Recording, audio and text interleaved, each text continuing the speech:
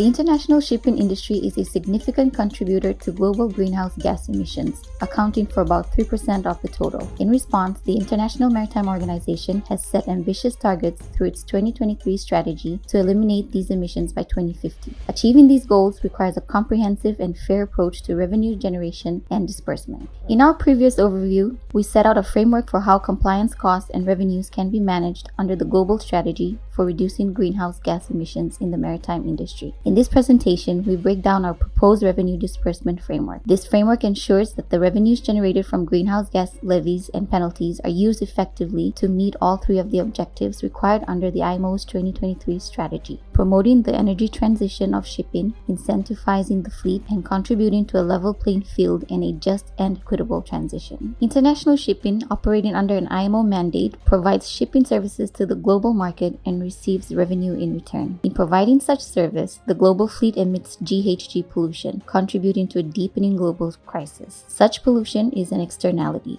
currently paid for disproportionately by the global receiving environment, including people, communities, and future generations. The IMO is the competent authority for this sector and has agreed a strategy for a just and equitable elimination of this pollution. The MEPC is charged with agreeing a basket of midterm measures to achieve the strategy under processes to be set out in a new Chapter 5 of MARPOL Annex 6. The chapter will also need to detail the processes for oversight of all revenues generated by the measures to meet the agreed objectives. As the revenues are generated in response to the pollution emitted by ships, disbursement is subject to the polluter pays principle, which requires the polluter to mitigate the pollution at source and make adequate reparation for the damage caused to the environment, including people, communities, and future generations.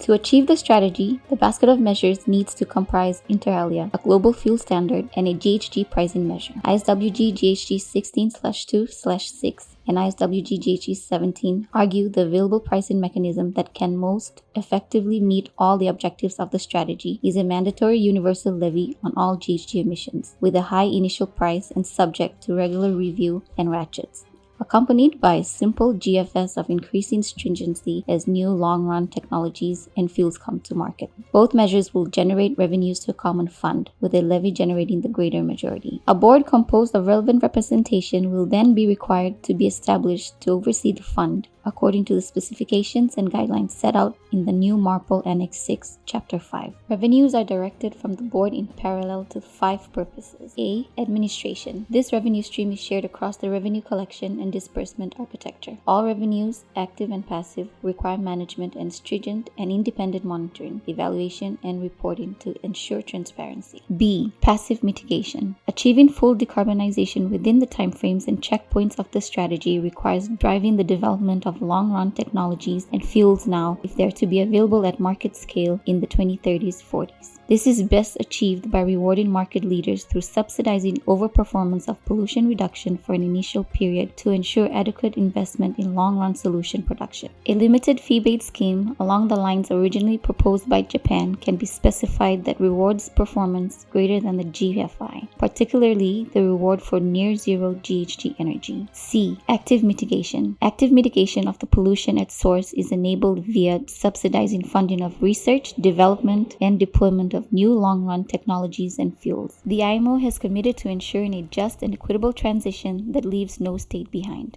Without active political direction, RD&D funds would traditionally accrue to established shipping actors in the existing large shipping and trading states. To ensure an equitable and geographically dispersed uptake of solutions, especially to the most climate-vulnerable developing states, an RD&D board will be formed to approve the mitigation projects, which will include both directly international shipping sector activities and for related out-of-sector activities. The RD&D board membership will be equity-based.